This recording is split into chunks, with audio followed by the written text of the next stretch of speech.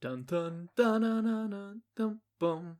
Okay. So Clap. everyone, let's let's listen to the NCIS theme track on YouTube, and Okay. whenever they get to the part where they're like dum dum dum bum bum bum. No, shoot. You know what? That's Law and Order. That's Law and Order, isn't it? Ah. Okay. Yeah, you fucked up.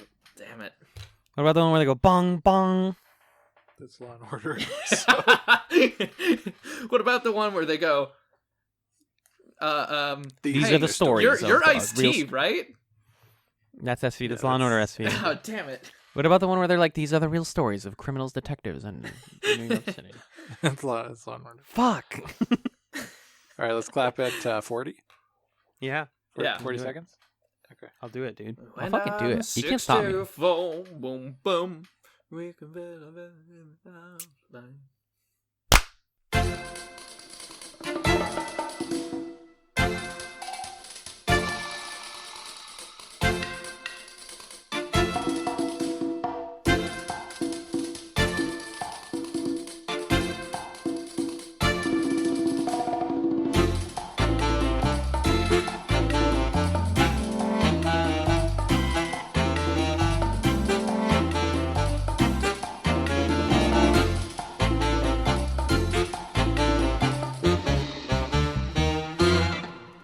Hello and welcome to Chats, the television podcast, Season 9, Better Off Chats. My name is Alan, and if my co-host had a physical form, I'd leave my wife for him. It's Magellan. Do you like that? Hey, I do like that. Yeah. Will you take it or whatever we said last time? You'll accept it? Yeah, I'll take it. I wish I had a physical form too, but I'm content just being a concept, I suppose. What a concept. What a concept I am. You could use a little fuel yourself, and we could all use a little change. Yeah. Magellan, the change that we can stop. Come on, let's keep doing it. Go ahead. The change. Don't tell me to go ahead. The change that we What's can the part believe about in. gas in that song?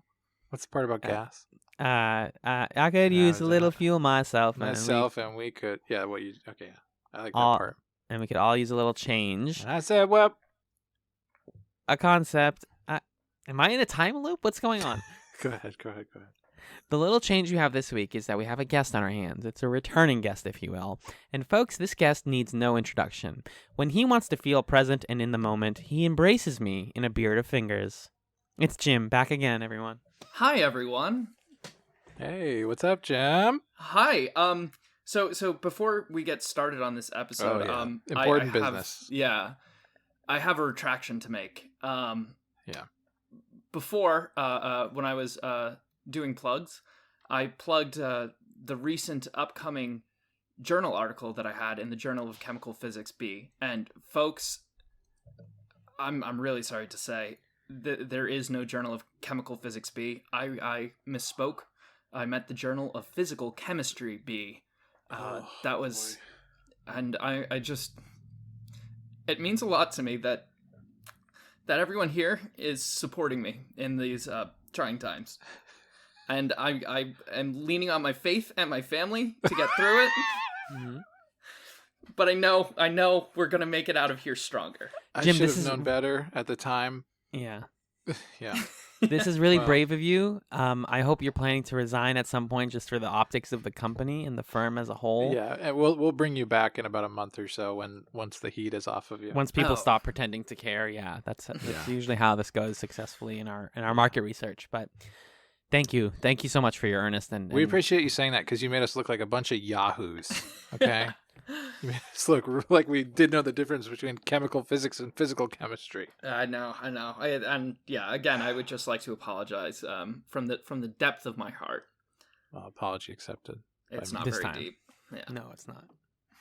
You would know that if you read the right physics journal. This is a Better Off Ted podcast. And we watched an episode of Better Off Ted with our friends. Imagine the Journal of Chemical Physics was just something Jim drew with a crayon on like a piece of paper. Physics is spelled on the front F-I-S-I-C-S.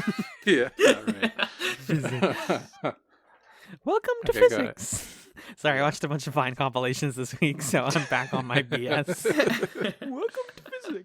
We watched 2 episodes of Better Off Ted, one of which was with our friend Jim, and that is episode 7 of season 2, Beating a Dead Workforce. We will also be discussing the importance of communicationizing after the break, but first, Beating a Dead Workforce was written by Ingrid Escajeda. It was directed by Mark Buckland. It aired the same day as the previous episode, January 5, 2010. And Magellan, can you tell me what happened in this one? Please, please, please. In this episode, Veronica exploits the death of an overworked Viridian employee in order to motivate the rest of its overworked workforce to work even harder to meet an important deadline. Huh. So I think the first question we can ask here is, Jim, you've talked to us before about your past with Better Off Ted and about your being a scientist type person and stuff. One might even say scientist, not scientist type person.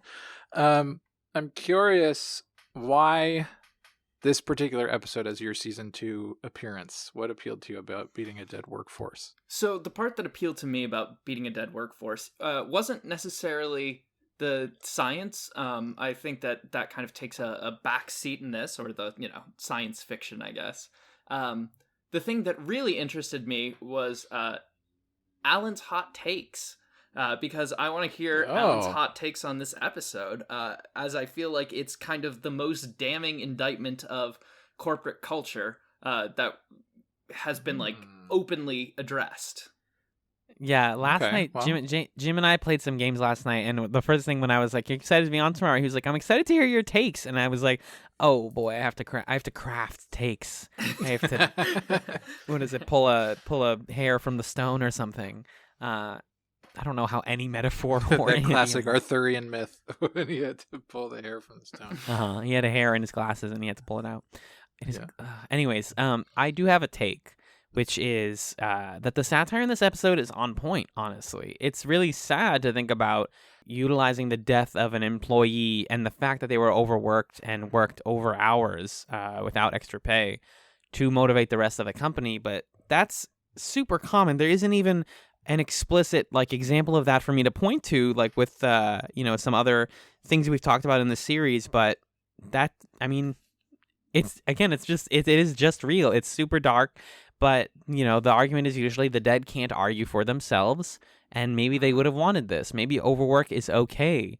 I'm sure I know we're all here fans of video games, and stuff like this is extremely common in the games industry, between overwork for less pay or crunch, which is extremely unhealthy, and that often being lauded on the back of, well, the product at the end is really good, so it was worth, in this case, somebody literally dying for the fucking sleeping convention that we had to make a deadline for. And it's funny. I think the comedy works too. This is definitely a funny episode, but at its best, which I think, this is one of the better episodes of this season, it's like, well, I'm sad now. I'm laughing, and I know that this is real, and you're hitting it, and we talk a lot about, I wish Better Off Ted hit the satire more, but when they do, it still bums me out. Yeah, I think that's exactly right. To me, this feels like one of the clearer and stronger examples of the show actually doing corporate satire, since the pilot, honestly. I mean, there's been other instances of it, but it feels like this episode in particular really understands what it wants to get across and what it wants to critique, and notches it up to the place of absurdity, but still within the realm of possibility. Obviously, the vast majority of examples of people being overworked and stuff, they're not manipulated through the death of some guy they don't know, but they're manipulated through some means, like Alan, you were saying, of, it's to make the game as good as it can be. Or for me, being a teacher, I definitely experience being pushed to work extra hours during an exam season, or when we're doing parent-teacher conferences or something, some sort of high-stakes thing. Where it's all about this is the work, or we need to do this to do what's best for kids and stuff like that. There's a lot of that in education. It's the only kind of workforce I've been a part of, but it's an unspoken assumption as a teacher that you will Like by signing up for it, you're saying, yeah, I'm going to work outside of my hours. It's like that's in the contract, sort of. Yeah. And during my first year of full-time teaching, I would regularly like stay in the building until 6 o'clock or 7 o'clock or 8 o'clock sometimes. Not so much anymore, but it's part of the gig. One of the things that I've seen specifically in regards to this is there was something going around on Facebook, which is a dubious start to any story, but the thing that was being shared was like teachers don't do it for the pay, they do it for the students, and that just struck me as a very terrible thing to be propagating, right? This idea that like, oh no, if you're going to teach, you know that you're going to be underpaid, but you're doing it because you just love the students so much, so it's okay that we underpay you, right? It's like this almost implicit agreement that, you know, that you are actually buying into. Yeah. Can I go off on that for? I know Go it's off, not Ken. related No, to the please, episode, but absolutely. Can I go off on that for a second?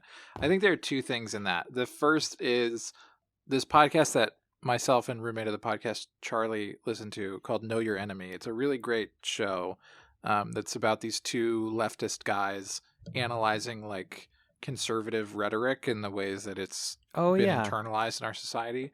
And in one of their early episodes, they make this point about the left and how the left doesn't feel like it's doing the right thing unless it's losing. Like there's this sort of internalization of like, you know, we are the kind of noble people who have it right, and being downtrodden or losing elections is a part of what proves that we are like credibly leftist. And teaching kind of has a tinge of that too, of like, oh, if you're not suffering for the fact that you're a teacher, you're not doing it. Like that's a core part of it. And I think that's just such a terrible kind of complex that teachers have had to internalize because this country underfunds education. And then I think the other thing is like, it's sort of when you have these stories that go on social media about like this teacher paid to get colored pencils for all her kids, or she started a fucking GoFundMe to get whiteboard markers, or this guy, you know, I don't know, whatever, like adopted teachers are a doing student.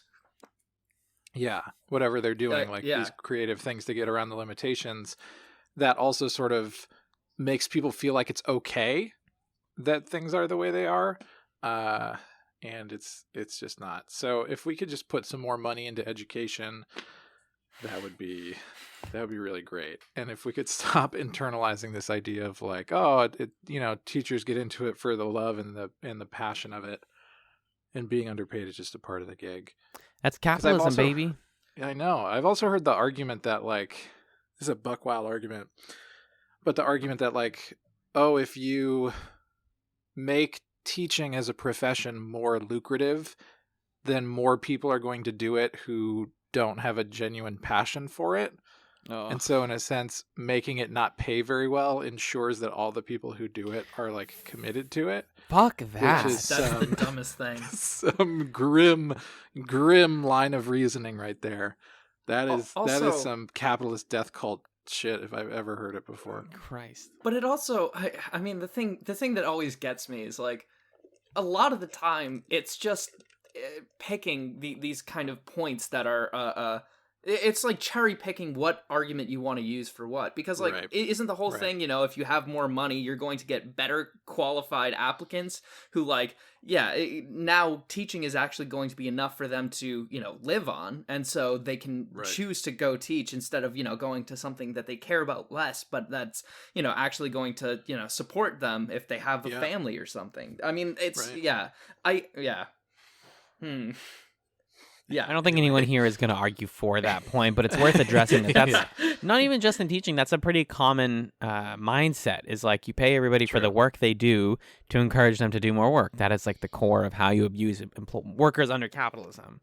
And I think like this episode starts right off digging into that because, you know, we don't really think about this, but Rose sleeping at the office is in itself a bit of a commentary that like, oh, she hangs out with me because I'm already at the office and like, you know, the daycare closes, so I let her sleep in my room, like next to my desk.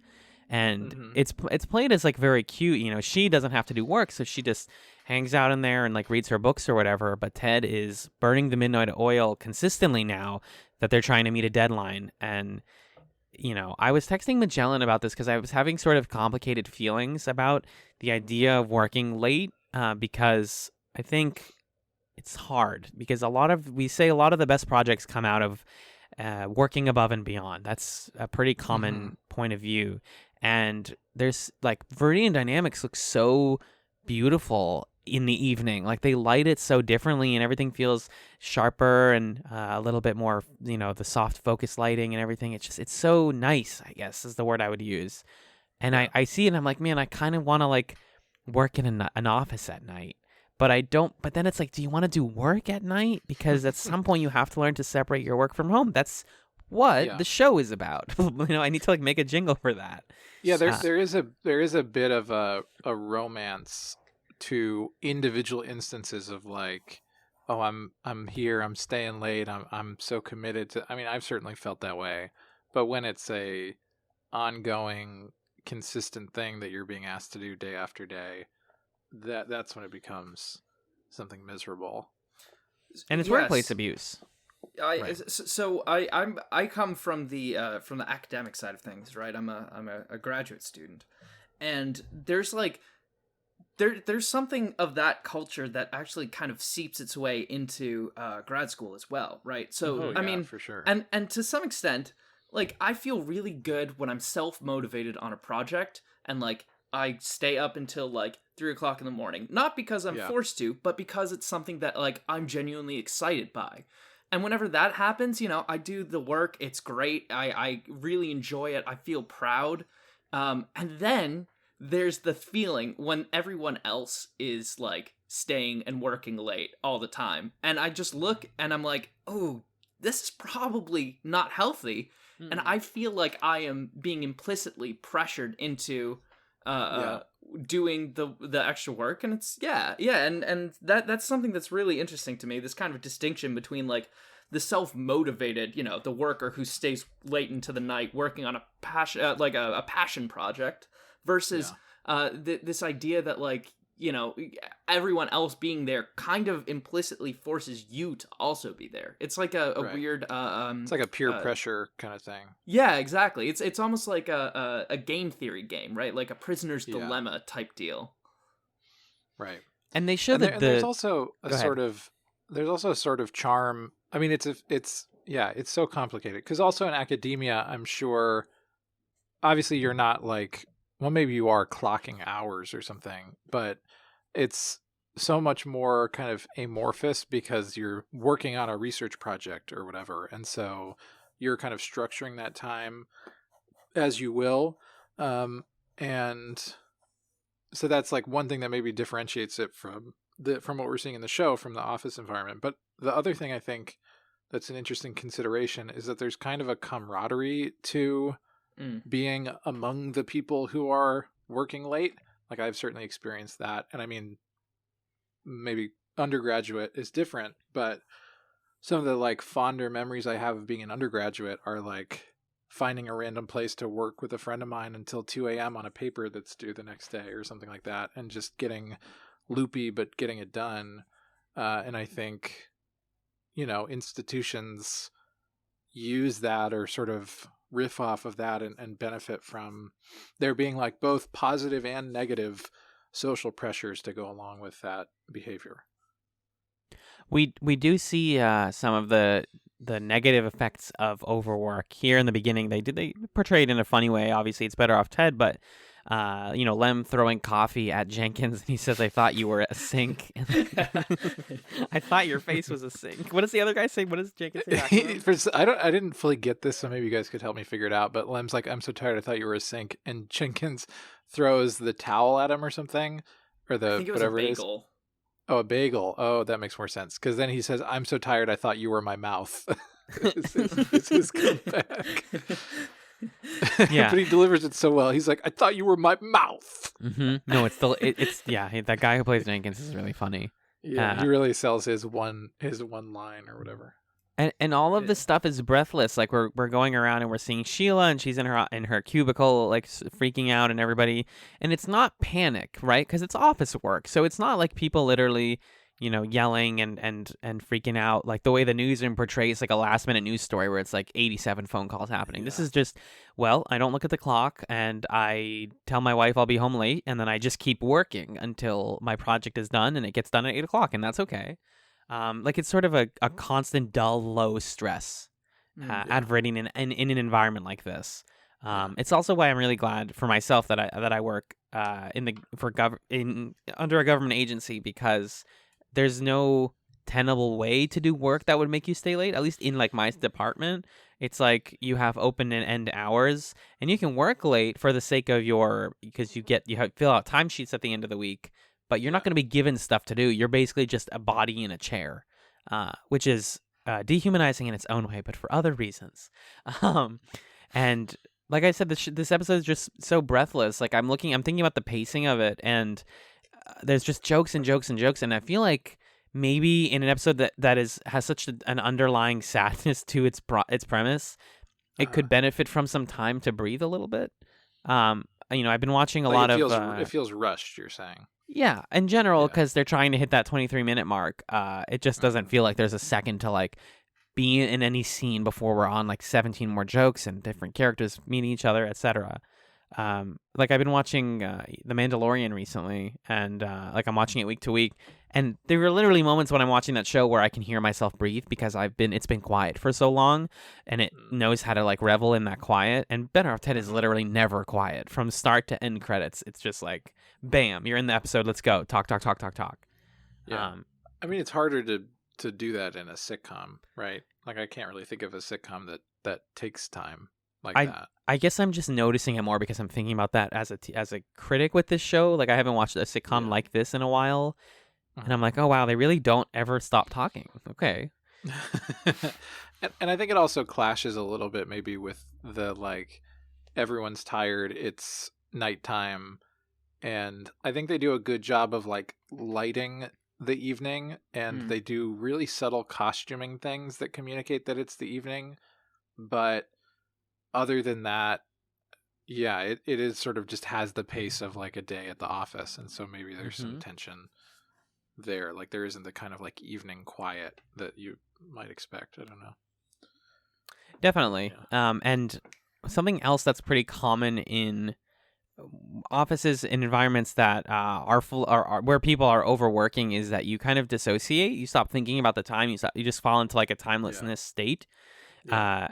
And Linda deals with that in her B plot, which I thought was very good, because Veronica is trying to make her more present, which is very 2009 self-help style. Like this whole, you need to be present. You need to like the whole you need to touch something near you or touch something on yourself to be present is totally a practice that I've heard of when people talk about like how to be engaged in a conversation besides just eye contact. It's like, no, but you need to feel something. They take it to the extreme because it's Better Off Ted, and they have her like break Linda's fingers to make her feel pain, which is incredible. But and she like beeps her in the face or something to make her like wake up. But I thought that it was great. Like the B plot doesn't always like link right up with the A plot that well. I'm like, oh, you really figured it out here, guys. There's I'm going to drag us down a little bit more of that depressing hole. Yeah, drag me in the hole. God, sorry. There's also something that's a little bit toxic. If you want to look at the relationship between Linda and Veronica as a subordinate and boss, right? There's something that's actually, I think, a little bit toxic about that relationship. Specifically, the fact that self-help is kind of a way to increase productivity and decrease the amount of time that you spend, like, doing idle things, right? So in a way, it's kind of a commodity, and you're expected to be reliant on your own self-help. Like you are responsible for your mental state, according to the company, and that part is also, I think, kind of an interesting. It's interesting to me how that gets kind of folded in with this idea of stress and this idea of pressuring. Yeah, as we're talking, another thing I want to go off on kind of came into my head, which is I really hate mindfulness exercises at work. Yeah. Yep. Like, I despise them. Some people really like them and think they're great, but to me, all I can think about is how mindfulness is just a part of the capitalist mindset, right? Fix That, yourself. like, Make yourself good. right. We live in this society that's going to overwork you, that's going to constantly stress you, and it's your responsibility to, like, breathe deeply for a minute and then it'll all go away. And it's like, no, that's not what it is. Pain, Make me work give me less. health insurance. Yeah. Right. And so, all the shit of like, oh, our employees are stressed out, we're going to get a company Headspace account or something. Or we're going to buy you pizza for a day. Right. Literally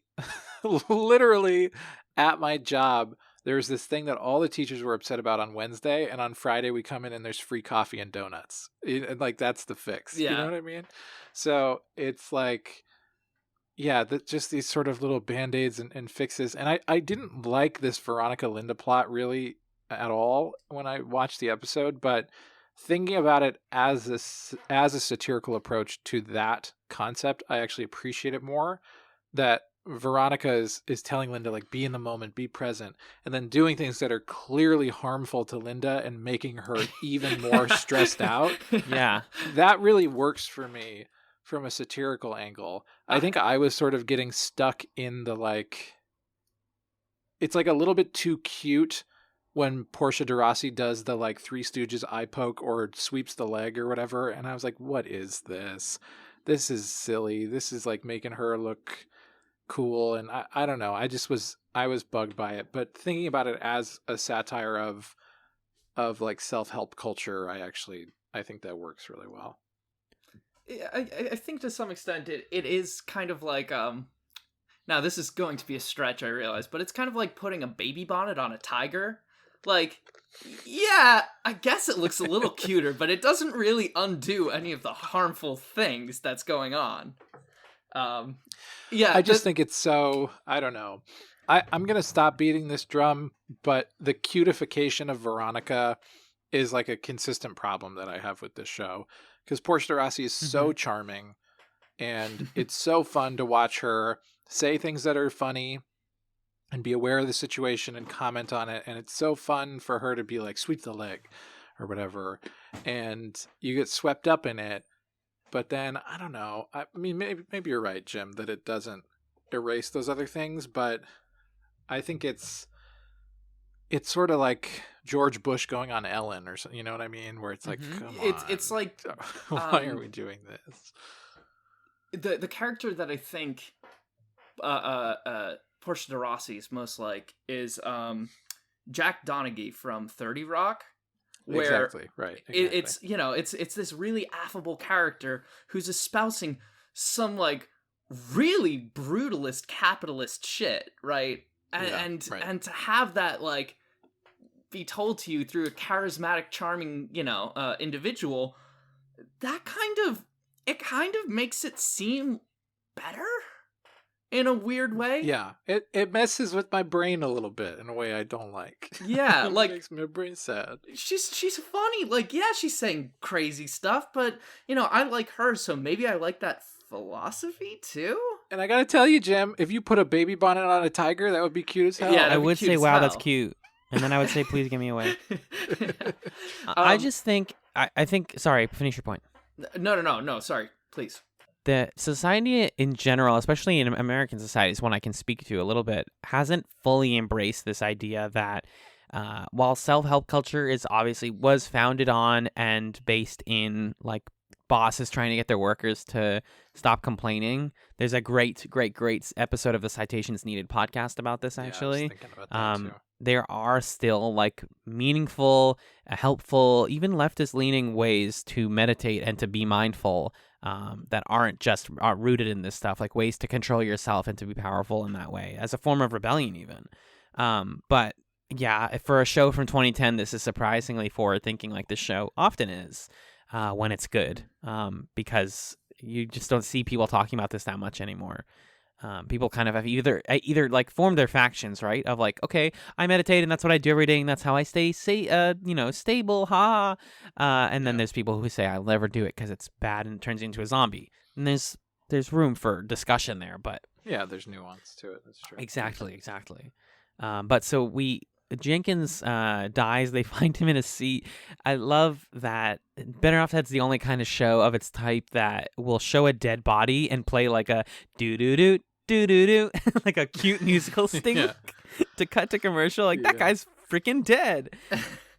And then they go to his funeral, and everyone's trying to and talking to each other. I laughed really, really hard at just the back and forth jokes always get me. When Ted is trying to tell Veronica that his name is Gordon Jenkins, and she hears, she ends up like being like, Gordon, Mr. Jenkins, Mr. Gordon, he's Carol, and then the last name she comes up with is, we'll all remember Carol Jenkins, Gordon. Like, Carl Gordon Jenkins, or Carl, sorry, not Carol. Yeah. I thought that was really sharp. And must that was have taken one of my three big belly laughs of the episode was that. Chat's minigame, see if you can find all three of Magellan's belly laughs of the app. Well, I'm gonna tell them to you, but yeah. And she's like, this is motivation for you guys. We want to get to this sleep convention with our project done. Then we're gonna do it for Carl. And then I think she says, tonight we dine in hell. And I was like, it's 2010 and we're quoting 300. Like, we're literally verbatim quoting 300. Yeah. Wow. When did that movie come out? 2005? Okay, sure. Oh, wow. 05, 04? Wait, so I have a movie reference question, and we come back to the speech. The part at the end where Ted is carrying Rose out of the and everybody's clapping. Yeah. That's a reference to something. I've seen The Simpsons reference it before. It's like, but what is that from? There's like where he carries the child out. Well, no, but it's like whatever the original thing is. It's like some guy, and I think he's in like a sailor uniform, and he's carrying a woman out, and she like puts the hat on herself or something. Oh, I wanted to say like it was Independence Day, but I could be wrong. No, that doesn't seem right. Okay, I'm gonna look it up while we talk about this. Okay, speech. Sorry. But yeah, the speech is very funny. Jim, did you have any moments or notes from this speech, actually? No, I think the Carl Jenkins Gordon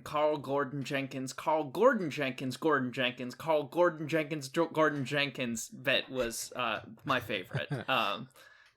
Yeah, I think I nailed the inflection on that one too. Yeah, so. she does it very well. And then Phil and Lem are introduced to these. Oh, Lem. I really liked Lem's speech when he got up for the oration, and the line that I really liked was he was a good man, but he was also a complex man. For example, he liked coffee, but did not like having coffee thrown at him. Weird. I think. Yeah, and oh man, there's so many good throwaway lines that I really like from this episode. But yeah, we can get to those in a sec. So Phil and Lem are met by some scary accountants. I've never run into the accountants people in my office, but definitely these guys have that air of like scummy business school men who are all like really young and try to talk like cool people, but they're not cool. It appears Magellan has located the link. It's the what is this? An officer and a gentleman? It's from an officer and a gentleman. It's Richard Gere and Deborah Winger. Wow. Okay, good catch. You went into the hyperbolic time chamber there for a sec. I wasn't sure you were going to come back. I made it back. It's a film from 1982. Okay. But it's just like, what a weird reference. It's very specific. What a weird thing that Ted is carrying out his daughter. Like he's Richard Gere and she's Deborah Winger. Yeah. That's weird. Yeah. That's weird, man. Anyway. And so these... Sorry. No, what's up? No, what are we talking about? We're talking about Phil and Lem getting approached by these accountants who become best friends with Lem because he says that he knew the cool kids. I like that they made the accountants the cool kids because I feel like I feel like there's kind of an office hierarchy which has been enforced, right? And accountants not necessarily a cool job by most conventional approaches, right? And so like to have them be the in group is kind of I thought that was a fun little like side gag. The main accountant guy kind of wigged me out because it was like Army Hammer meets BJ Novak. It's like, what is happening with this guy? He kind of reminds me of that guy from the show with Zooey Deschanel. New Girl. New Girl. He kind of reminds me of one of the guys from New Girl. Yeah, he does kind of look like that guy. The two white guys from New Girl. Yeah. I was trying to say, identical. Is it Jake Johnson or Max Greenfield? He kind of looks like both. Max Greenfield. He's more Max Greenfield. I agree. Yeah. But yeah, so Lem gets pulled in by them, and then Phil's like, "Oh, I'll join you for this lunch," and they're like, "No, the lunch thing only has like a couple of seats," and then realizes he's being abandoned. This is just a like Jim was saying, like what if it was a high school like nerd becomes popular storyline and leaves their friends behind, but for a business environment with a bunch of accountants. And so that escalates and becomes this whole thing where he's telling all these stories about how he used to hang out with Carl Jenkins and they were so cool, but he's basically retelling and reforming stories that happened to him and Phil. I think the one that got the hardest laugh out of me was when so stupid. He talks about how he's like, we were like dealing with a humpback whale, and then Phil's like, is that a version of the story where there was a woman with a hole in her head and she was very large and she was having like problems or something and we had to help her out? Getting home, yeah. It's such a specific, it's like you put your arm behind your back and like tried to loop it around the kind of joke. You're like, I really love the setup, or the first instance of that joke where Phil pulls them aside and he's like, that was our story about like the fish with the hook in its mouth was you, and we weren't on a lake, we were at a sporting goods store. And then he's like, and it was my wife who was in Mossad, which I had to look up, and that's like the Israeli intelligence agency. Yeah. So we've learned now maybe some of the reason why Phil and his wife have tension, that she's this like ex-Israeli intelligence agent. That adds a lot of flavor. Begs him he made a mechanical genital to help to pleasure her because she hates him so much. You could really form like the Phil lore from all of his stories. Yeah. I like that at the end Lem admits that he was just referencing Free Willy. Oh yeah, he's like, it wasn't a woman, it was Free Willy, the movie that we watched together. Which, oh man, I love it when someone creates a very convoluted joke and then someone else just completely debases that joke. My favorite type of comedy. It was a little bait and switch. It was fun. Yeah, something I noticed. Also, yeah, go ahead. I also found it very interesting that there was kind of that pattern of exploitation of Jenkins' death for personal gain, and I thought that was kind of a cool mirroring to the main plot, and they did explicitly call that out at the end, which also was like, oh, interesting. Yeah, they are really just kind of honing in on the fact that this is an exploitative act, and there's like no apologizing for it. Yeah, didn't really think about it like that, but yeah, you're right. It's the rare episode where every single plot actually like connects and reinforces on each other, and you can sort of draw connections and meaning between them. I thought that was cool. Yeah. The employees climb over each other for clout. Some of them are being told by their boss to be more present and work harder. And the boss is also motivating the whole team to meet a convention deliverable by telling them that they do it for a dead person. I think that this episode, what I liked about it ultimately, and we're not wrapping up right now, but just it doesn't like there isn't that much that happens plot wise, and that's what's weird about Better Off Ted is sometimes it's just like something happened in the office and here's how everyone deals with it, here's how Veronica deals with it, here's how Linda deals with it, and then by the end of the episode they're like, we got to wrap it up, and Ted is worried about how they're going to do this, and he wants to prove to Veronica that Viridian can't like survive on overwork. So he notices that the shipment for their parts isn't going to arrive. Does he like make it not arrive on time? Yeah, he uses Linda's computer to anonymously cancel the shipment. Okay, but then there's the guy who I couldn't tell if I recognized this guy from something or if he just has one of those faces.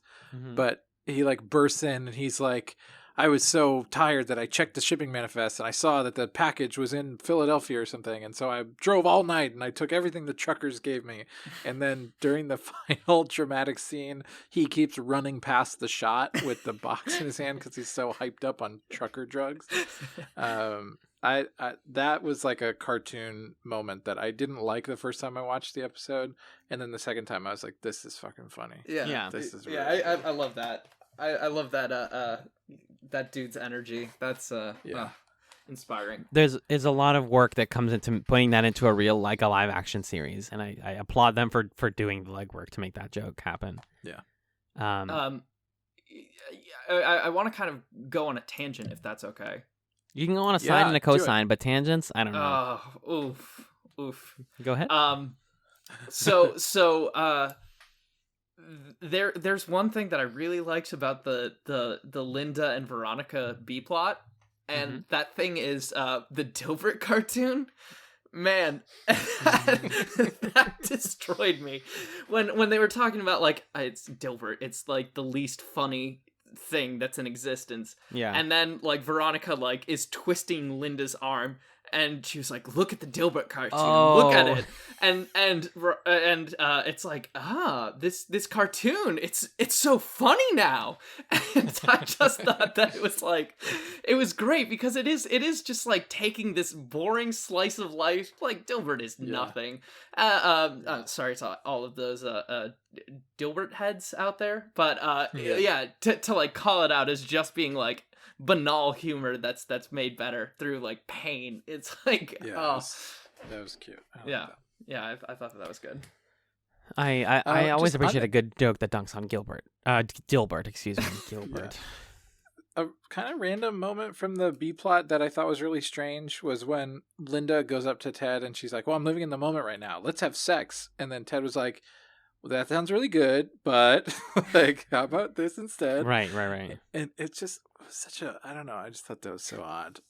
Yeah, that didn't really feel in keeping with the tone of the episode, or I guess or the maybe tone of their relationship, really either. I don't know. Like, are they there? Or are they that casual about it?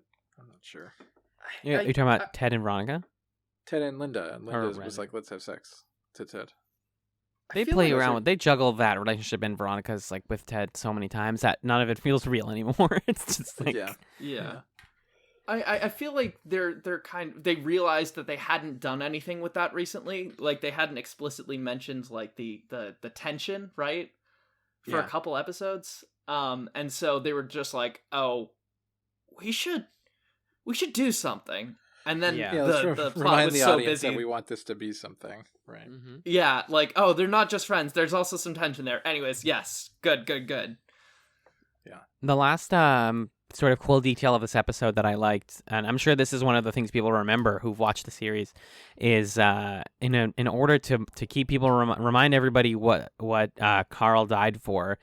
Veronica installs in all of the elevators in Viridian Dynamics a little video screen of herself doing a sort of like doodah silly version of Never Gonna Give You Up by Rick Astley, which is so 2010 it's not even freaking funny to do really do a Never Gonna Give You Up joke.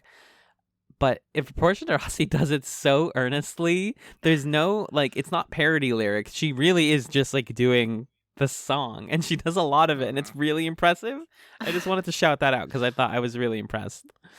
That was another thing from the episode where it's like, this is very cute that Veronica's doing this and like very charming, but it doesn't make sense that Veronica has like her own Christmas album, but whatever. I'll let it go. But that was kind of weird to me. I did think that was funny though. And this whole episode across the board has so many like 2010 things that I had to stop and start listing them out to myself. So there was that. There was the part towards the beginning where Phil talks about how he threw coffee on a cardinal because he was blocking the movie on a plane. Yeah. Which is like not a thing anymore. Nobody's going to block your movie. They still do the like aisle movie. Just nobody watches it because you also have the screen in front of you. Right. And or you have like your device, iPad or whatever, whatever you have. them making a thing out of the fact that Phil and Lem are chest bumping now feels very 2010 to me. I don't know, that's a joke that they're doing chest bumps. And then the moment where Sheila's like, look, we made wristbands that say like work strong for Gordon or for whatever. Also, that was a thing. Wristbands. Remember? Yeah, the Live Strong wristbands. Yeah. I just thought about that was almost like a 2003 thing, though. I remember that back in elementary school. Yeah, it does feel like exceedingly kind of dated at this point. Yeah, I guess it's dated more so than 2010 specific, but there are a few things that were kind of dated in this one. I was thinking about Livestrong bracelets not even yesterday, because the new Apple Watch, one of the straps that comes with it is called like the Sport Loop, and it, as opposed to the current band that most people have where it's like kind of rubbery, but it doesn't have pull to it, that one literally can pull and stretch. And I was like, oh, they just made a Livestrong bracelet that you put on your Apple Watch. That was my first thought. That's so. And then also this episode wraps up with one of the weirder buttons that we've seen in a while, which is Ted and Veronica are chatting once again, as they tend to in the end of episodes. And she has this line that I can't help but think about. She says, Ted, together we're like Gandhi. I'm skinny and you're tan. And dun-dun-dun, that's the joke. Yeah. Yeah, that's it. That also feels like a 2010 thing, because I feel like networks would probably not put that on the air at this point. Different standards. Second time that Veronica's made a Gandhi joke, by the way. Yes, that's true. Business people love talking about Gandhi. That's a fact. That's an accurate fact. I believe it. Because they're like, oh my God, he had so much discipline. You should have discipline. But yeah, that's basically what I have. Do we have some stray notes or quotes? Notes and quotes. I can tell you what my two other belly laughs were. So, please do, Magellan. Carl Gordon Jenkins was one. My second was when we were in the elevator, not the song, but the video itself, where it's like these achievements throughout history, the telephone, whatever, and writing the instruction manual for the new sleep system. I thought that was pretty good. Yeah. And then I really, really liked when Phil and Lem agreed to have lunch together, and it's like, oh, we'll finally learn what I don't remember the cooking style. Broasting, yeah. And Phil is like, I hope it's not another typo, like when we had butter crotch pudding. Oh, when he said that line, I like paused and tried understanding it in my head. It's butterscotch. Okay. Yeah. Okay. Oh, I thought that was funny. Butter crotch pudding. Because it goes so fast. That's what I'm saying. The show is too fast for my baby brain sometimes. I also did like the line that you referenced, Alan, when you introduced Jim, of when Linda grabs Phil's face and he's like, I've always wondered what it would be like to have a beard of fingers. And it's like exactly what I thought. And then when she does it to Veronica, and Veronica's response is, I'm going to count to 1 to get Linda to let go. Jonathan Slavin talking about a beard of fingers is one of my favorite things. One of my just favorite vibes. Yeah. That's what I got. Those are I think, no, we pretty much hit all of my quotes. Jim, did you have anything? No, the last thing I wanted to talk about was the Magellan's elevator belly laugh. Oh, yeah. Which I thought was also just very good. Yeah. I really want to know what the video production team on Better Off Ted is doing today. That's what I'm curious about. Like the people who make the ads and then whatever videos they do in universe, if that's separate from just the production team. I have one other line that was really good satire. The whole conversation that Ted has with Veronica about like she's like, oh, the lawyers think that his deadness might have been a pre-existing condition. And then she has this line where she says, well, the company feels if we ease up just because someone died, it will only encourage other people to die. That's just good satire. That's just sharp as a knife right there. Come on, guys. There was also that line about like Jenkins lived and in all but a legally culpable sense died for this project.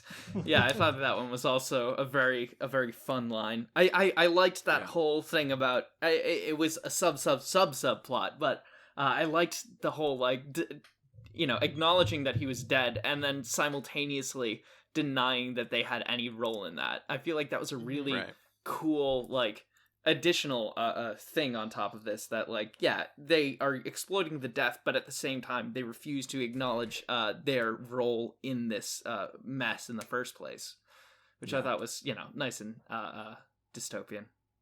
Yeah, for sure. Good description of Better Off Ted. Nice and dystopian. Jim, thank you for being here for part 1. Hey, thank you. It's always a pleasure to chat with you guys. To chats with us, even. To chats with you all. To all the loves that I've chatsed before. Jim, do you have anything to plug, first of all? Anything you want to plug? And also, do you have a chat sim? Yeah, so I think the thing that I want to plug is Auntie Donna. Auntie Donna's Big Old House of Fun on Netflix now. It is Jim, sell us on this, because I chat simmed this, but I want your re-chat sim because it came from the heart of your mouth. Yeah, what? I would love to. I couldn't just sell really it. I didn't sell anyone on it. Go ahead. I really want to reinforce this. Auntie Donna is it's. I don't want to compare them to Monty Python, because I feel like every absurdist. But I will. But I will. Because I feel like every absurdist sketch comedy group kind of, owes like some of their DNA to Monty Python.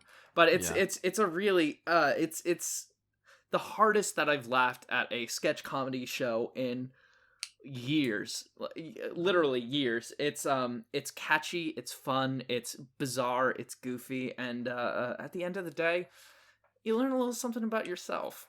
And that I'm attracted to men in plaid. I'm attracted to Australian men in plaid. Yeah, for sure. I mean, just Australian accents in general are enough to get it done. Yeah, it's really good. They have a lot of subtle humor. But especially if anyone is trying to get started, I definitely suggest starting with episode 2, because I think that one is a fantastic hook. Egg Helms. Egg Helms, yeah. Egg Helms. Ugh, Egg Helms. I love that show so much. Please, this is our campaign, folks. Give me a season 2 of that show. I'm begging you. This is legitimately why I'm pushing this as hard as I am. I desperately want there to be a season 2, and I'm doing a grassroots campaign to make sure that one happens. So I'll put money into it. F it. I won't say the word, but F it. That's fantastic, Jim. Thank you for that, and thank you again for joining us. Magellan, we're gonna take a quick break here, and when we come back, we will be discussing the impertence of communicationizing. Welcome back to Better Off Chats. The second episode we watched this week was Season 2, Episode 8 of Better Off Ted, entitled The Impertence of Communicationizing. It was written by Michael Trevorbaugh and Ingrid Escajeda, directed by Michael Fresco. It originally aired on January 12th, 2010. Alan, what happened in The Impertence of Communicationizing? Damn it. I thought the first word would be the, so when I looked away from the screen and came back, I would be right on point. That's why I always say in this episode. In this episode, a new corporate memo causes all Viridian employees to insult their colleagues. Ted tries to prove that he's not over-controlling on an MRE project, and Veronica suddenly feels uncontrollable guilt over her last promotion. But John, I don't remember that C-plot at all. Can you describe that one to me? That's the Chris Parnell plot. Oh, sure. I see. Oh, okay. Yeah. But John, what do you think about the impertence of communicationizing? What a hard title to say. Both of these episodes, when I first watched them, the ones we watched this week, when I first watched them, I was not so hot on them, and both of them improved on a second watch. I think the first benefited from really thinking a little more critically about the satire that it was attempting to get across, and how it actually was pretty successful when you kind of look at it by the numbers.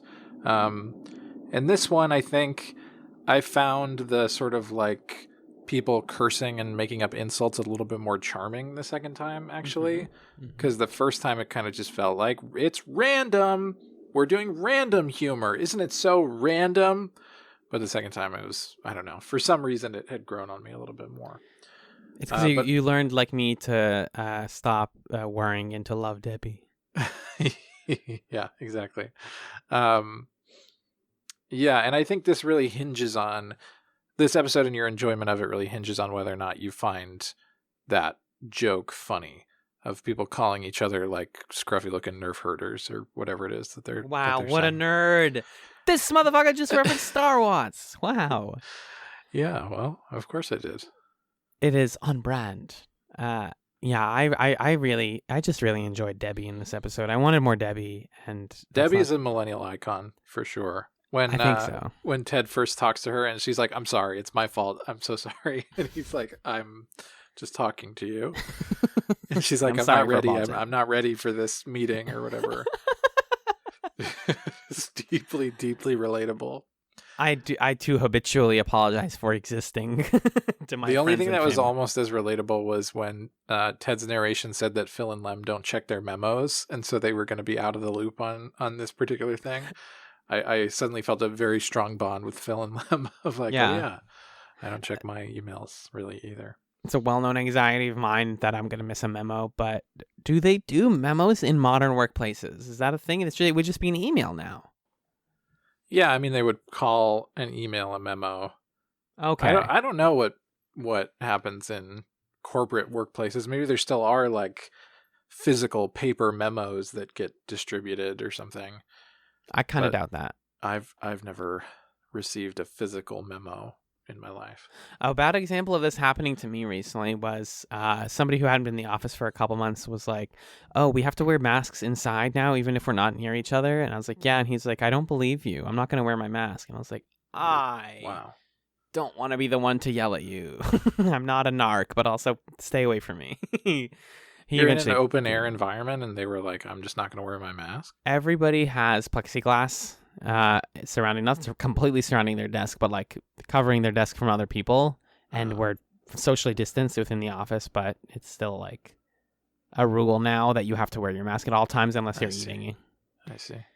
But I'm not trying to call anyone out, so I'm gonna move on. But it seemed weird that they were doing the joke with Debbie's like, this is what people with nervous tics are weird, right? But little do they know that I also have nervous tics, and I can't help it. Like we said, I can't help but relate to this silly, anxious woman. No, I think they actually. I don't think they're really making fun of Debbie. I think you're meant to empathize with her more so than think that she's a weirdo. And her intimidation with Ted.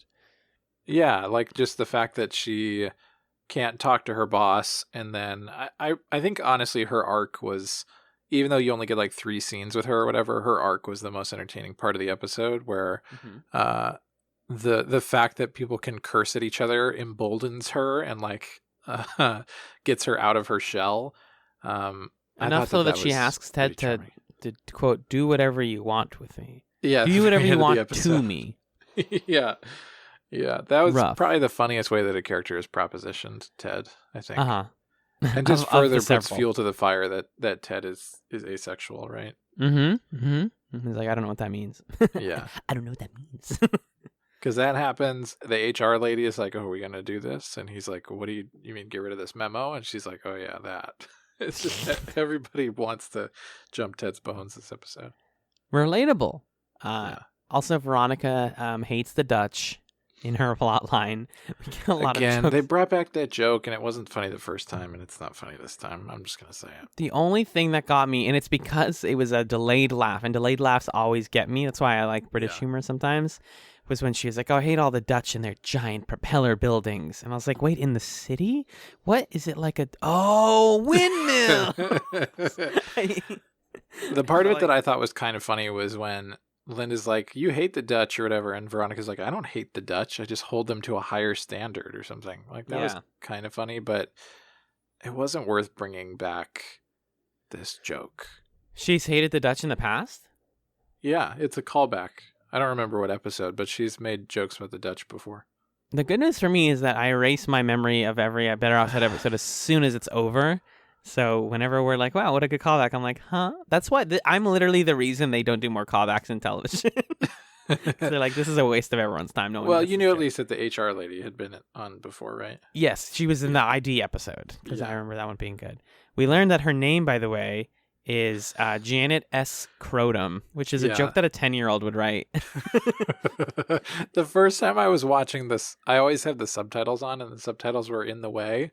So I was like, well, I'll just figure out what her name is the second time I watch. So I didn't know what the joke was until the second time. Yeah, they around. don't say it. They don't say it out loud. It just says that her name tag's like, because we've always seen it from above the name tag or the name Yeah. plate, and it says Mhm. Janet S. Scrotum, and I'm like, that's scrotum, guys. It's really clever and highbrow. When I wrote Janet S. Crotum in my notes, there's the little squiggly blue line underneath it.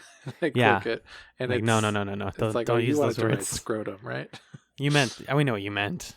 Yeah. I love her commitment to. I was gonna do the Clone High thing and say her commitment to community service. No, to like explaining that HR memo typos are real and like legitimate. And she's like, we've never made a typo. And he's like, what about that time that you guys said that we were doing something on Fribes Day? She's Casual like, Fribs Day. Yeah. Casual Fribs Day. And she's like, yeah, Fribs Day's coming. It's in summer 2024. I'm gonna wear a pantsuit or whatever she said. I'm gonna wear jeans or something like that. Yeah. I thought. I That was can't wait. pretty Maybe good. we should. I don't want to hold us to this, but if we wanted to in 4 years, celebrate Casual Fribs Day. yeah, why not? Yeah, I'm down. I hope someone will remind us. In 4 years, that'll be great. It's the same joke as the last episode where they said buttercrutch pudding, but the joke of like the memos having typos, that just is a joke that works for me. I think you and I both like to play around with words and replace letters and make them sound stupid. And it just, Casual Fribs Day was funny. When he said car poop, that was funny. The fact that he says that, there was a groundswell of employee sentiment and they accidentally type it as ground smell, like all that I thought was good. And maybe that's just me not having a super refined sense of humor, but I like No, it's important to tap into what is like the basic level of jokes that makes you laugh. I think that's useful in trying to come up with more complicated stuff. But so the actual hook of the episode being that they wrote, what was the wording of it? Like, no employee shall. It was like employees shall not use offensive and demeaning language or something, but they wrote now in all caps instead of not. Right. Employees shall now use offensive language Yeah. in the workplace. And of course, the other like joke for people who are more aware of television production is like they're cursing, but nobody's saying bad words. Really, they like say "damn." Yeah. I think maybe. But it's mostly heck and bean smoocher and stuff like that. It's just like I do love. I want to get to Phil's formula because I wrote it down and I want to play around with it a little bit. But Okay. before we get there, speaking of the Dutch, we meet Chris Parnell's character Walter Palmer with a silent Dutch P, so it's Walter Almer, I guess. Yes. Great stuff. But he's actually not This Dutch. is like a piece of trivia that's not really that interesting, but the subtitles Uh-huh. spell his name Palmer. There's a P in it. Oh, but he also says he's not Dutch. It's just like his name is like that. Yeah. It's weird. And so she meets him. I love Chris Parnell. I like seeing him in things. I think you made a good point when I texted about this. They don't really like do too much with his specific talent. What do you think is Chris Parnell's specific This talent? is not a particularly funny role to put him in. I think he's so much better as like overly confident idiot type characters as opposed to this sort of like hand-wringing, so anxious, so nervous, downtrodden guy. It like wasn't that fun to watch him get beat up by life over and over again. And I don't know if that's a function of the writing not being that funny or if that's just a function of like he's not that funny in that particular role. I was trying to think of if there's somebody I could think of who would like do that particular part better, and I couldn't think of.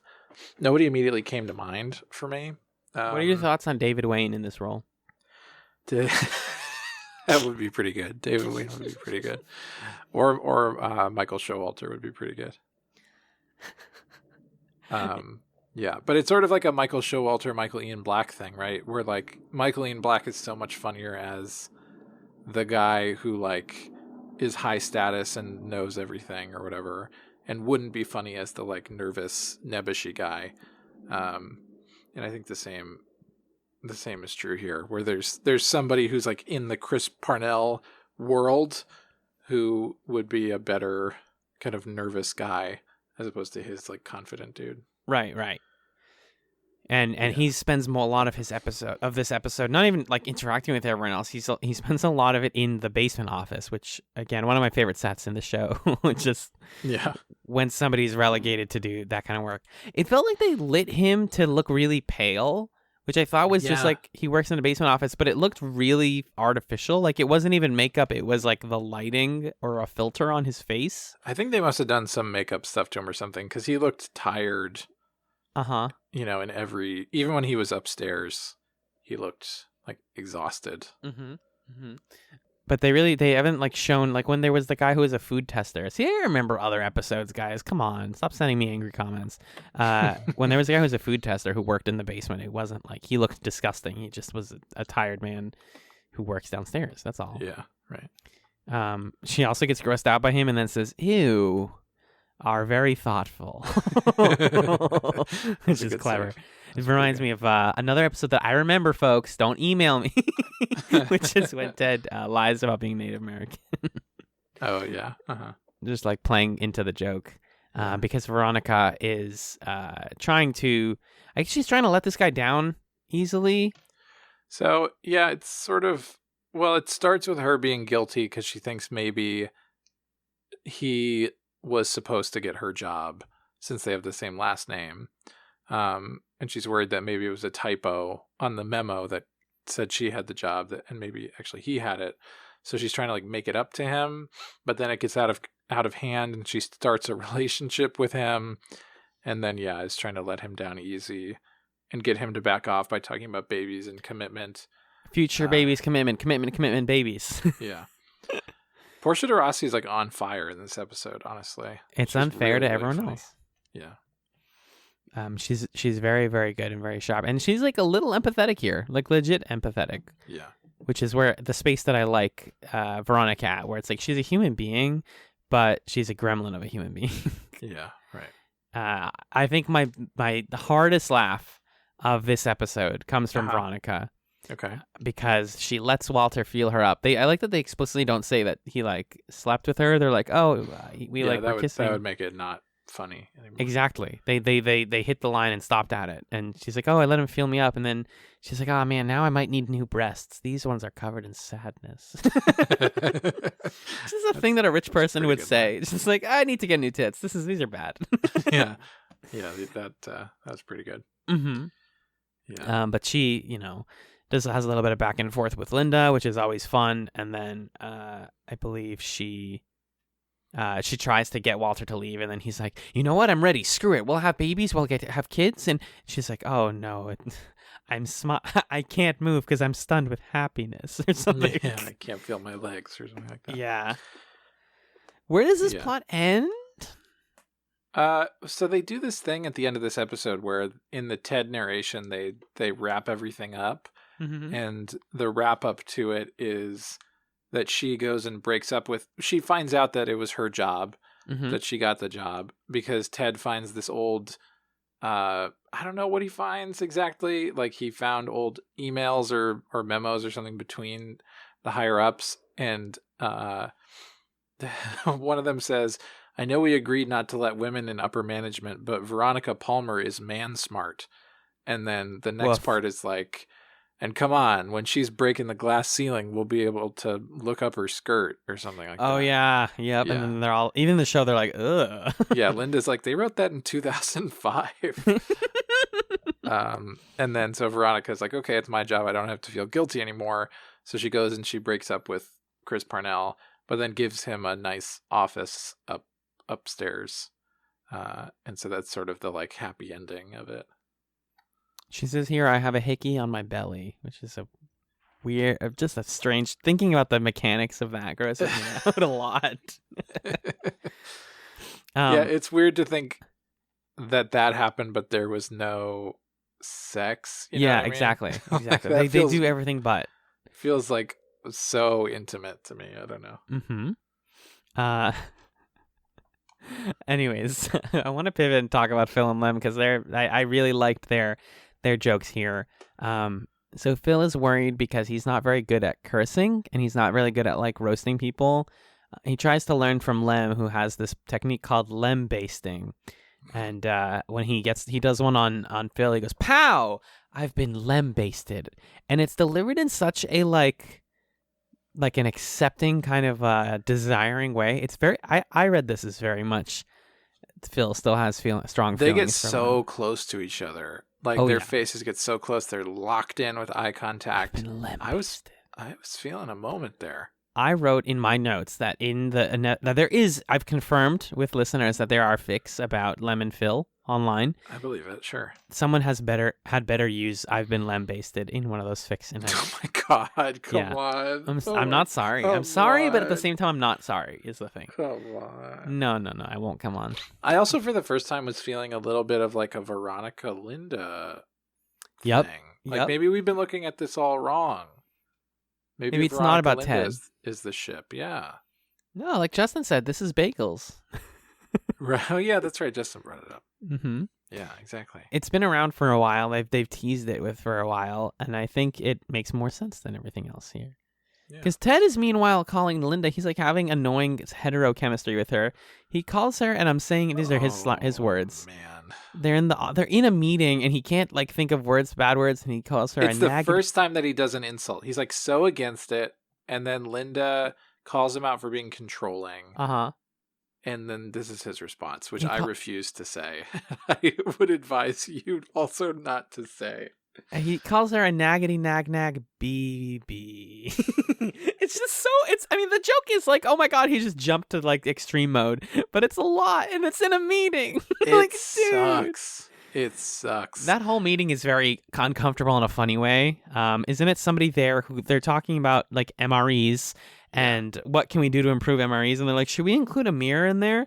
I get lonely sometimes. When I'm lonely, I like to watch myself eat. Yeah, sometimes when I'm lonely, I like to watch myself eat. That was one of my big laughs of the episode. I thought that was so funny. I can almost relate to it. Just a tiny bit. Yeah.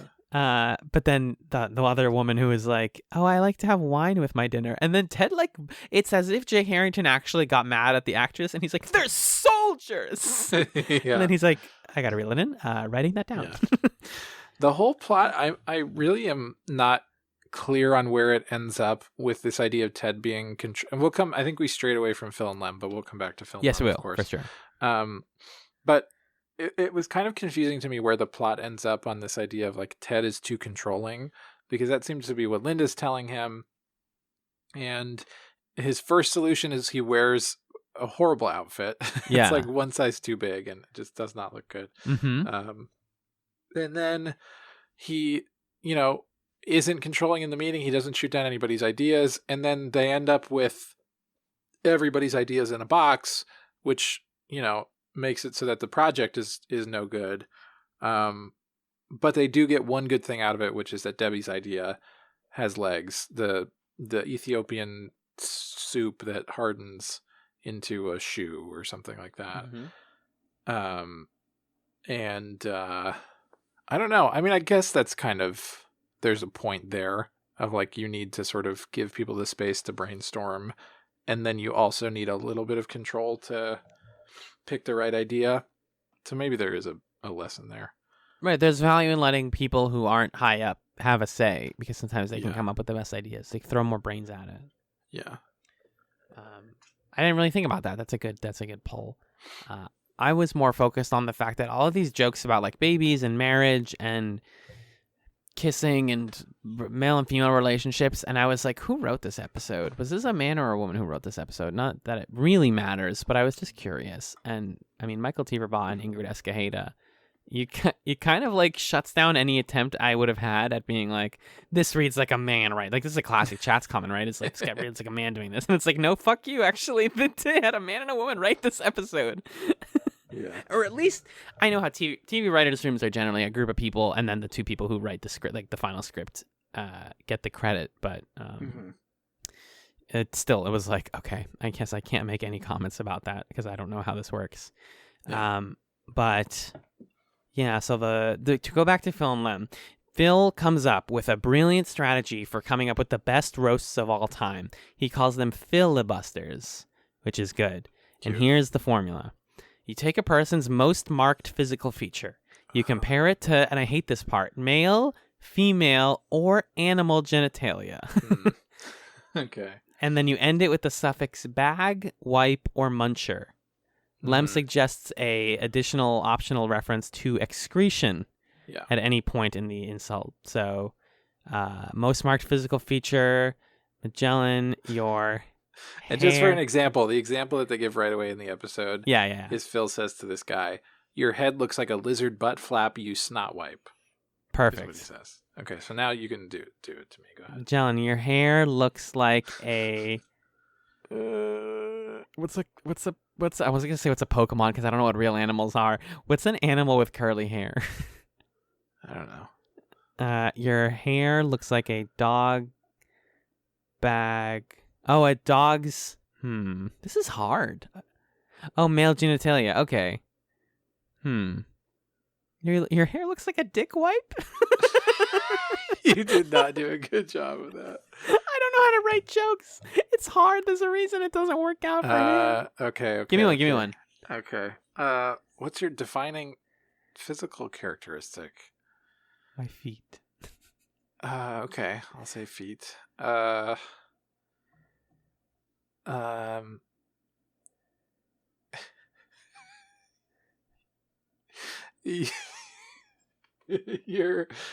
Your feet look like elephant dicks, you shit muncher. There it is. Okay. That sucks. It's okay. Oh, that sucks. It's gross. It's very churlish, if you will. Oh, I don't like doing that.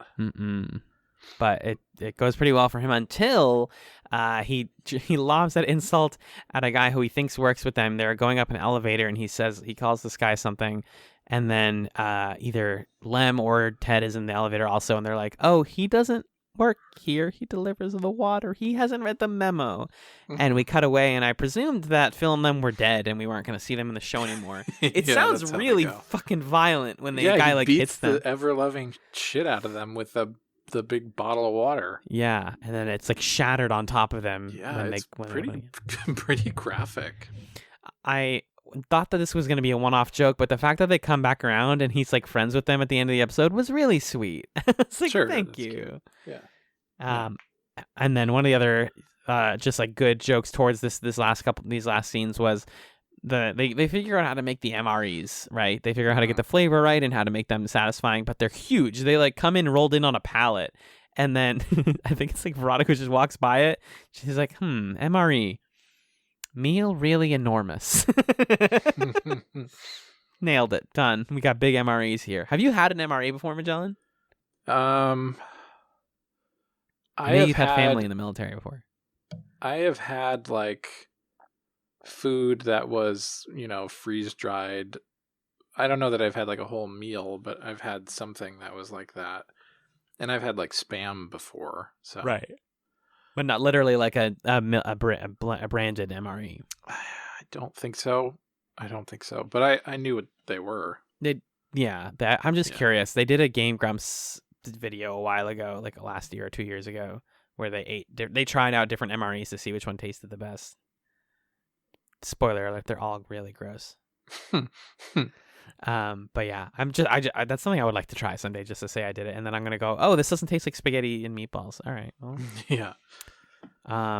Did I miss a whole plot? What's Ted doing in this? Oh, he's like he's talking to Linda. I didn't love the Ted and Linda he stuff just doesn't like the whole insulting thing and is trying to get it to stop, but then sort of starts doing it. Right. His part of it isn't super interesting. Mm-hmm. So then, is there any other big stuff that we're not hitting? I feel like that was... No, it's this episode is kind of just like, what moments did you think were funny? I mean, I guess we could have a conversation about what we think would happen at our workplace if this was allowed or something, but obviously it would not be good. I don't know. It's just an excuse to sort of be silly, right? Which is kind of why I didn't like it the first time around, because it felt a little substanceless. Yeah.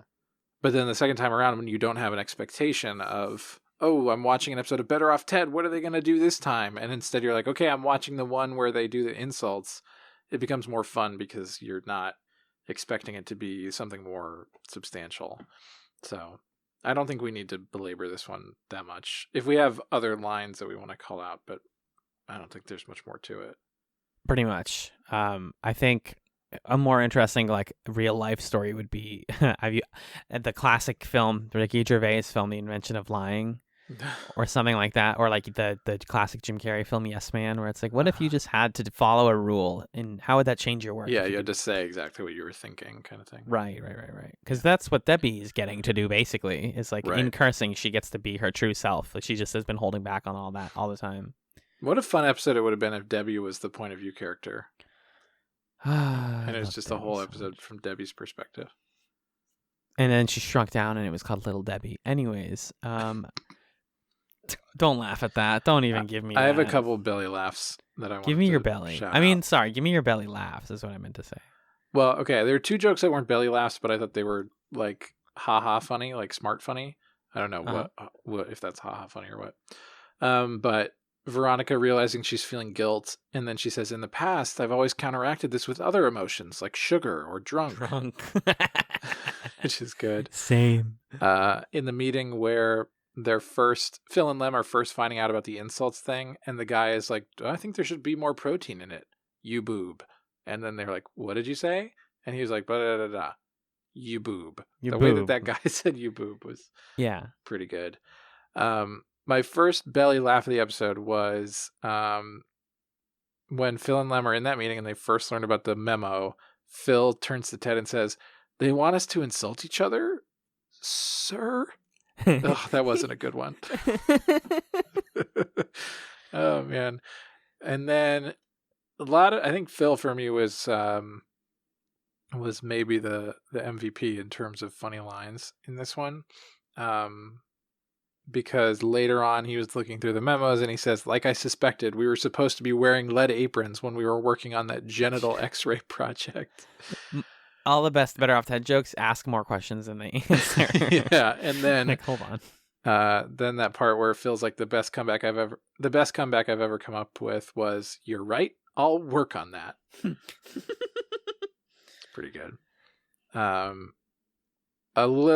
A joke that kind of zoomed past me the first time, but Ted is talking about how the meeting went, and Linda's like, Debbie talks, she never talks. And Ted's like, yeah, that was great. And then Mark called her a Tory-loving royalist, and we were back to square one or something. I didn't get it. Huh? I didn't get that joke. I heard it, but I didn't understand. I know those are like political factions in the UK. Yeah, that's all. Okay, that is exactly the joke. Okay, there was nothing. Yeah. It's just that's what I was saying, is the humor is like, oh, it's so random. Okay, gotcha. And then those are the jokes. And then did you have other jokes? Because there's actually one more thing I wanted to ask you about. I thought I did. There was a thing about a suitcase dog, like a dog that was like stuck in it, it's like paralyzed, and they used it as a suitcase that I kind of liked. I don't remember that at all. Just because they referenced it like 2 or 3 times, and I was like, suitcase dog. There's something there in that like pairing of words, but not in the way they delivered it as a joke. Mm-hmm. Sure. And then I liked Debbie saying at the end, I think we should go out. He's like, Debbie, I think you can be as honest with me as you want. Anything you want to suggest, I'm ready. And she goes, Ted, I think we should go out. You can do whatever you want to me. And then he goes, I didn't have to keep that promise today. Never mind. Yeah. What do you got? The one other scene I think we could talk about is just the scene where Ted and Linda kind of like reconcile, and it's sort of shot close up but over their shoulders, and they're making googly eyes at each other, and there's this musical cue going on. It's like a jazz piano. Yeah, it felt kind of manipulative a little bit. Yeah. I don't know, it's just out of nowhere. Like, we've had no Ted and Linda. It's kind of what Jim was saying in the first half, where they're like, oh, whoops, we haven't been doing this. Okay, here's a scene of Ted and Linda being, oh, I like you. And it's like, why? Are we doing this or are we not doing this? It's because the show has to end with them getting together. You know it. They're not. It's not gonna happen. I don't believe it's gonna happen. You don't? Do you not remember? I don't remember. Okay. But also, the show gets canceled. I don't think they would have had time to do it. Well, yeah, I don't think there's gonna be an episode where they like. That's true. They're not gonna like lock it down. I mean, maybe we'll get one more. Maybe they'll do the Pushing Daisies thing of like add an epilogue or something to it. Oh, right, because he has in the last episode the one that.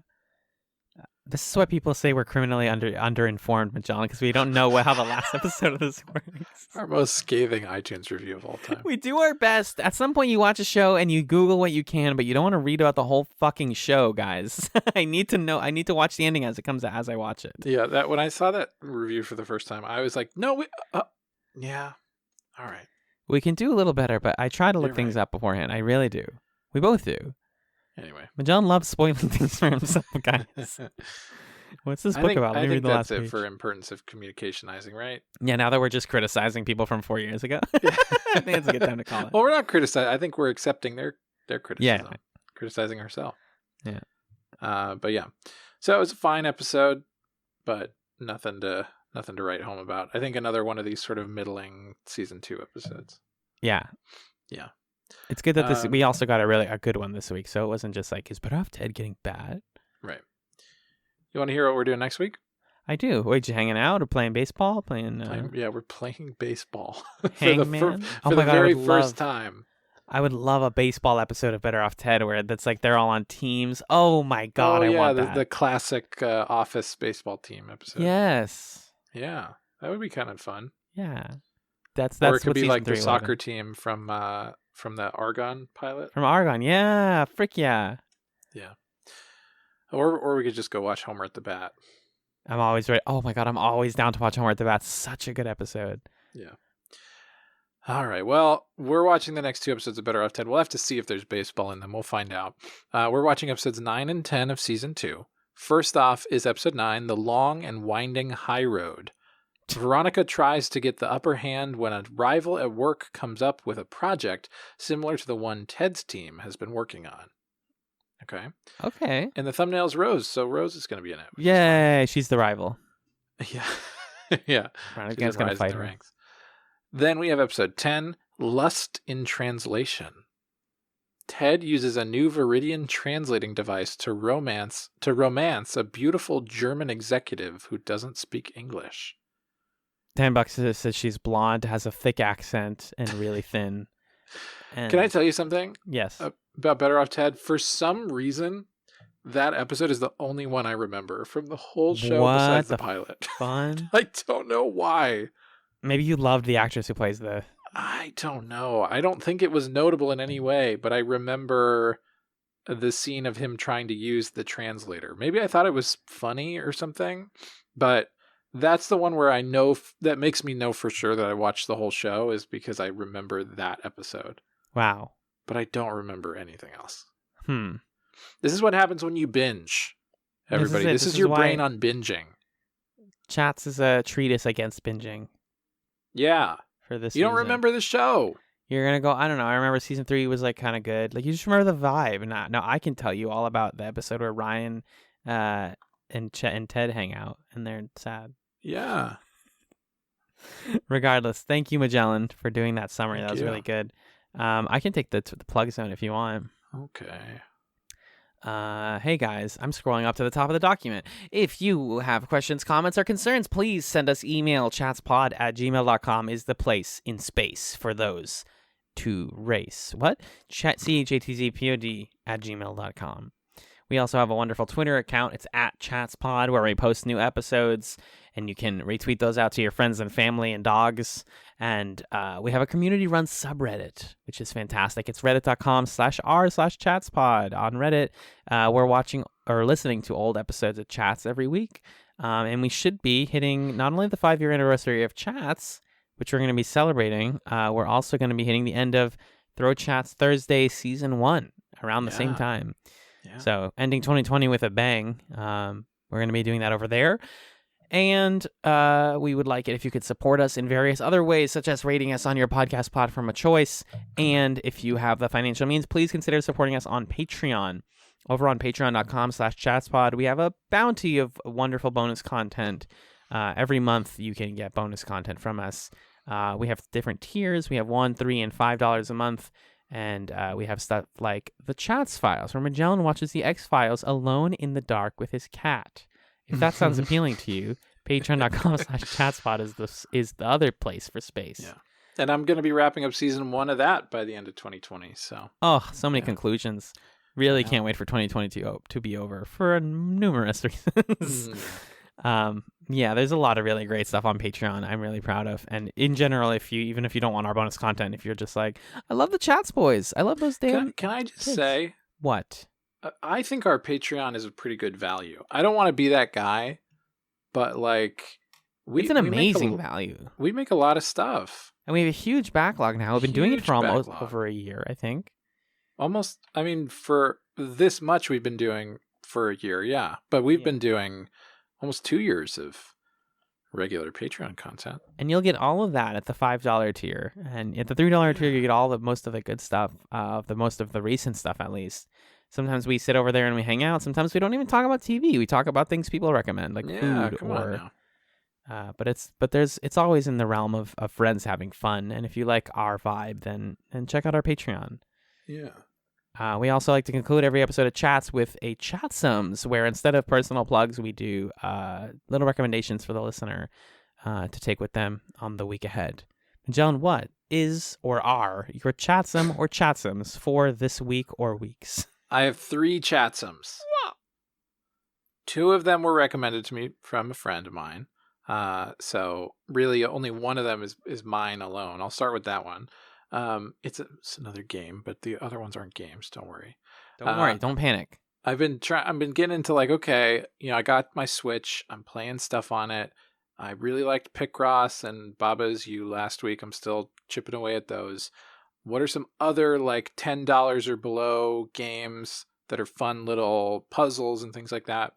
And so I picked up Mini Metro. Have you played Mini Metro? Yeah. Yeah. Hell yeah. Mini Metro is really fun. You are basically, picture in your mind a map of a subway with the sort of like colored lines and the little circles for the different stops and stuff. You're basically trying to build a subway system in real time as the game populates stops, and you have to extend your lines to get to them, and you have to figure out where to put your trains, and passengers pile up at the different stops. And basically the game is like, how efficient can you make your subway system so that you can keep it running until at a certain point one of your stops gets completely overcrowded and the thing breaks down. And it's a fun game that you can pick up and play for like 10 minutes and then put down. And I really, really like it. So I think they just put out a sequel pretty recently. Oh, did they? Yeah, it's like more complicated. So I definitely I played the first one on my iPad a lot. Yeah. It's really good for like tablet gaming, but I think the sequel came out recently and was like a bit more complex. But yeah. Oh, interesting. I'll have to look into that. But yeah, it did feel like something where it's like, oh, I bet this would be pretty good on iOS or something. So I'm not surprised that it's an app as well. Hell yeah, baby. Hell yeah, baby. But it's on the Switch. So, Mini Motorways, it looks like, is the follow-up. Mm-hmm. Interesting. The other 2 Chatsums are, one of them's a TV show, one of them's a movie. Again, recommended by a friend of mine. The first is a movie that I watched last weekend, actually, called About Time. Have you seen About Time? Why does it take your other friends to recommend you things that I do my best to recommend? You haven't Chatsumed About Time, have you? No. But I have cried too About Time. It's a very... And okay, I'm remembering you telling me about it. Okay, good. That's all I need. I need validation. Thank you. Go ahead, describe it to the kids. Oh, no, I'm remembering you telling me about that Chris Evans movie. Yeah. Where they're like hanging out at night. What is that movie called? Isn't there one? Away We Go. Oh, not Away We Go. Yeah, yes, you are thinking of a movie that I really like, but I can't. Yeah, but it's Before We Go is the one I'm thinking of. But About Time is really good. That's like the time travel-y one, right?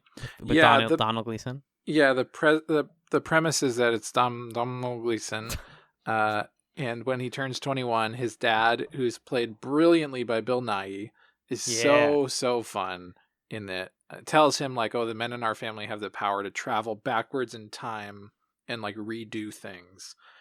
And so it's sort of a romantic comedy type thing because it's kind of about him eventually getting together with Rachel McAdams. But it's really more of like a father-son story, honestly, than it is a love story, and that stuff really fucked me up. So it's good. And I was like, oh my god, who wrote this? It's the guy who wrote Love Actually, which I think is so saccharine. And It's the most saccharine. It's maybe the most saccharine film of all time. And there's like once I saw that, I was like, oh, okay, because it is a feel-good movie this about time, and so just know that going into it, but it's not nearly on the level of Love Actually, which it's so saccharine that I'm like, ugh. The one part of Love Actually that I think about sometimes and I remember liking is January Jones as she's in a bar and she's like all sexy and she's an American in like the UK. It's really weird. I was younger when I watched that movie. It was a different time, guys. I'm sorry. Yeah. But the rest of it actually is so boring and saccharine, yeah.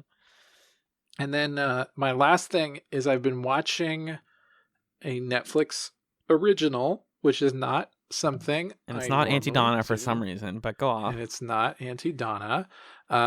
It is The Queen's Gambit. I started watching The Queen's Gambit. Tell me about the chess girl.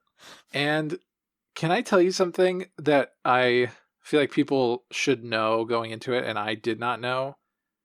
So I assumed that it was a biopic. Yeah. It's not a biopic. Okay. It's fictional.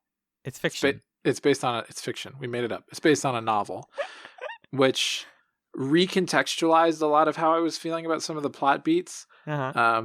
Things that I was willing to be like, okay, that's kind of stupid, but if it happened in real life, I guess it's cool. But now knowing that it's fictional, it's like, okay, come on. So there's definitely some stuff in it that is melodramatic, I would say, but it has that Netflix polish of like, this is very entertaining.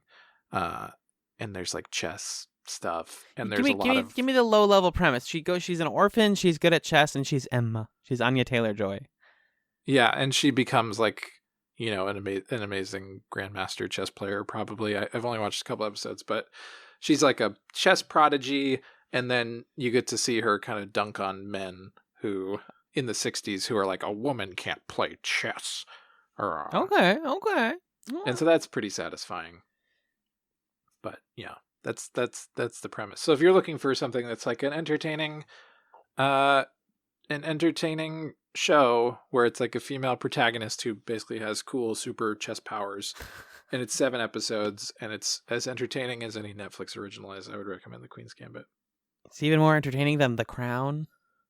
I haven't started watching The Crown, but I've more and more of the people I know are talking about The Crown now. Yeah. So it's like, it's now the time, but it's on like its 4th season or something. Sixth season, Magellan. Oh, okay. 60 episodes. The Crown and Queen's Gambit are both shows that I'm like, I know these exist. I believe you that these exist, but they don't feel like real shows to me. Yeah. I'm so sorry. I want to talk about my chats, and can I do it? Yeah, go for it. It's also a Netflix original, and I just watched the first episode. I'm going to watch more tonight, but I already am fully smitten by it. It's a little show called Academy? Ew, no. Oh, I was going to say ew, but I kind of want to watch that finally. No, it's Dark.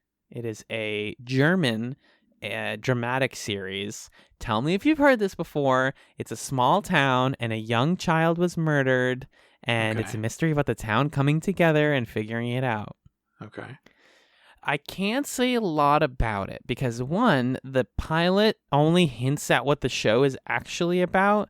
But as I understand it, especially within the 8 episodes of the first season, they do the thing where each season is like it's the same characters, but they like are doing a whole new thing. Okay. Within the first season, there's like a whole nother layer of this town dealing with this murder, and some of them realize, oh, this murder happened in the 80s. Like literally this murder, like this person died and wait a minute. So it gets Her name is Laura Ulmer. Yeah. It's good work. Thank you.